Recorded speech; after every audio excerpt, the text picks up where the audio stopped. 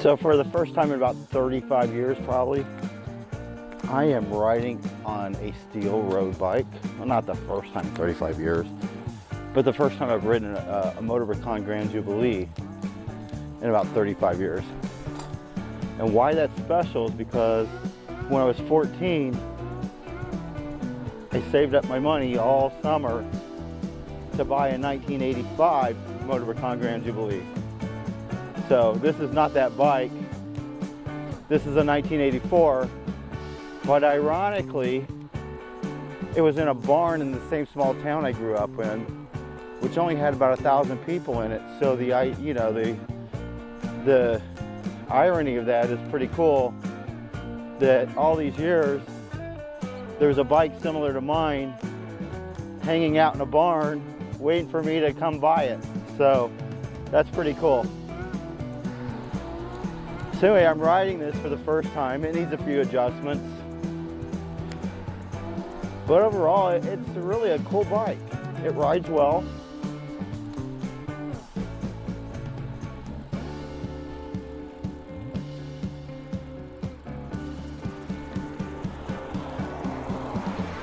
I think the free hub and the freewheel needs a little adjustment, perhaps maybe the derailleur. But for a 41-year-old bike, yep, there it goes.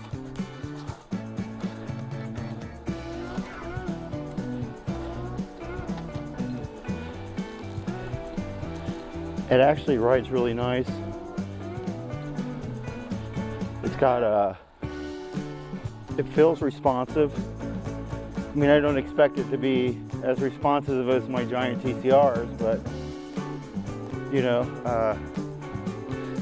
it's definitely not flexible. You know, it doesn't have a lot of flex to it like you would expect from steel, and it rides nice.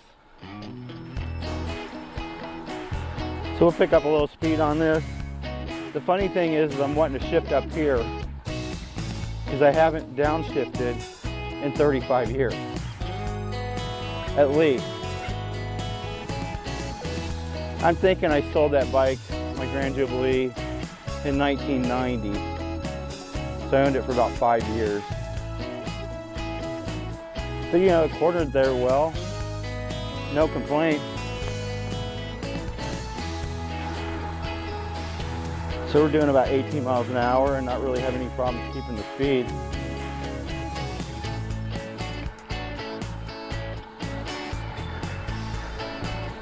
I do feel like I'm having to work harder though with it.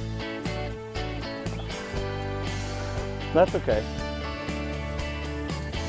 It's the nostalgia that's the most important part of this. Now I grew up in Ozark Mountain Country, and it's hilly.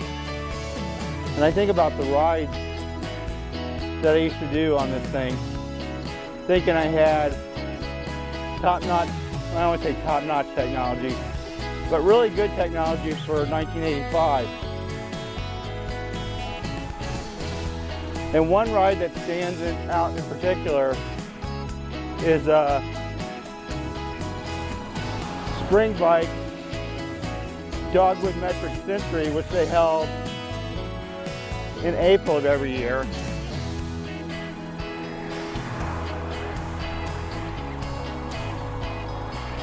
And that ride was pretty much exactly 62 miles. And it went down from Sparta, Missouri, down to Bradleyville, then east on 76, and I think up Highway C. And so that takes you off the Ozark Plateau into some very hilly terrain. And I'm thinking, wow, I did that on this bike multiple times, and with limited gears. I mean, let's face it, show up in a big cog back in the day, nobody wanted to do that if you had a serious, you know, road bike. Didn't want granny gears. So I mean, we struggled to get up those hills, where bikes today, even top level tour bikes, are geared so much differently than what they were in 1985. So anyway, I don't want to go too far out on this ride because this bike's not perfect yet. But I think I've got the shifting figured out. I just don't think I had it lined up because it's not index shifting. So you got to line it up perfectly or that chain's going to jump. So it's almost like relearning how to do this again. Even though you have thousands of miles riding these bikes when you were a kid. Man, I don't know if I'd want a crit race on this thing. It's pretty clumsy, honestly, but you know, so there's that. You know, one of the things I love about the TCR, especially when I was crit racing, is how confident you were in the corners. This, not so much. So anyway, still a fun ride though. Now everything is close to original on this bike except for one thing. I took the brakes off. I just think today's rim brakes are so much better at stopping power that I did put a pair of Campy Centaur brakes on here. Other than that, I went to eBay and found the original rear derailleur and put on this bike. I think it cost me $40 for old campy stuff. And eBay's full of old campy stuff, which is cool.